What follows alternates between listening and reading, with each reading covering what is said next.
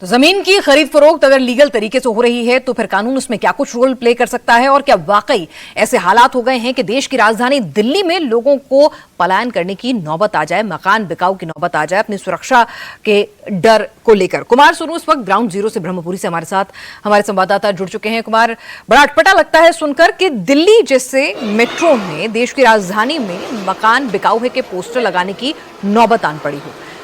फिलहाल क्या स्थिति है वहां पर, और क्या वाकई में ये मस्जिद अवैध? देखिए, बिल्कुल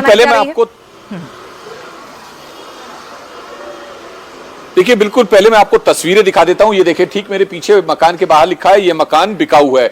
इसके बाद दूसरे मकान पे लिखा है ये मकान बिकाऊ है। इधर की तरफ आपको तस्वीरें दिखाऊंगा तो यहां मकान बिकाऊ है। दरअसल पूरी गली में हर हिंदू परिवार ने अपने घरों के बाहर लिख दिया। हमारे साथ बहुत सारे जो हिंदू परिवार की महिलाएं हैं उनसे भी हम बात कर लेते हैं। पहले इनसे बात कर लेते हैं। भाई साहब, क्या नाम है आपका? मेरा नाम पंडित शंकर लाल। क्यों लगाया है आप लोगों ने यह मकान बिकाऊ है? इसलिए लगाया है जी, एक गली नंबर 12 में एक मस्जिद का नई मस्जिद का निर्माण हो रहा था। हाँ। जबकि ऑलरेडी गली नंबर 13 में एक मस्जिद बनी हुई थी। हाँ। तो उस मस्जिद में वो 2013 में उन्होंने घर लिया और घर के बाद उन्होंने नमाज पढ़नी शुरू कर दी। है तो मकान ही, उसमें मस्जिद मकान बने।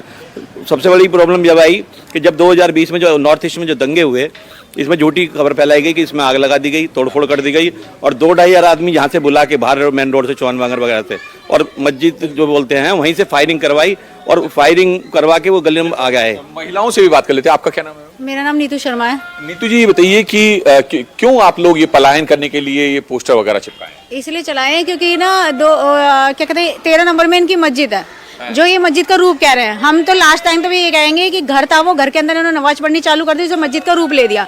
अगर तुम्हारी ऑलरेडी मस्जिद है 13 नंबर में, तो तुम 12 नंबर में क्यों लेकर आ रहे हो? 12 नंबर में सन 1984 से हमारा मंदिर है, मंदिर के सामने मस्जिद लाने का मतलब क्या है? विवाद खड़ा करना।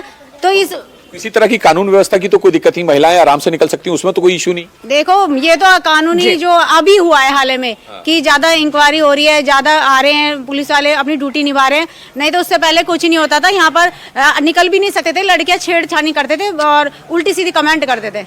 बिल्कुल, कुछ और महिलाएं भी यहाँ की हैं। क्या नाम है मैम आपका? मंजू। मंजू जी, बताइए क्या दिक्कत है आप लोगों को? आपने भी अपने घर के बाहर पोस्टर चिपकाया? हाँ, हमने भी लगाया। क्यों बेच रहे हैं मकान? हमने इसलिए लगाए हैं, इसलिए मकान बेचने पे मजबूर है कि ये 12 नंबर गली में मस्जिद बन रही है। हाँ। पहले जो 13 नंबर में मस्जिद थी, कहने अगर वैध तरीके से मस्जिद बन रही है, कोई दान में अपनी प्रॉपर्टी दे रहा है या फिर खरीद रहा है, उसको मस्जिद बना रहा है और कानून के तहत अगर सही है, तो फिर ये डर आखिर महिलाओं के बीच में क्यों है? इसका क्या समाधान है? तमाम अपडेट हम तक पहुंचाने के लिए आपका शुक्रिया।